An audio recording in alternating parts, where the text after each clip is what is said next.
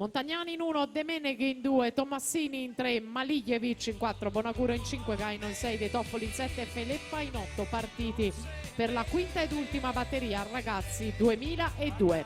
Partirà poi la prima batteria 2000-2001, De Rosso in 1, Ferro in 2, Creazzo in 3, Nardotto in 4, Pozzi in 5, Pozzobos Strasner in 6, Gaole in 7 e Ciari in 8. Vediamo il passaggio: Malijevic 26,77, Bonaguro 27,30, Tommassini 28,75, De Meneghi 28,91, Gaino 29,19, De Toffoli 30,19, Montagnani 30,60, Feleppa 31,45.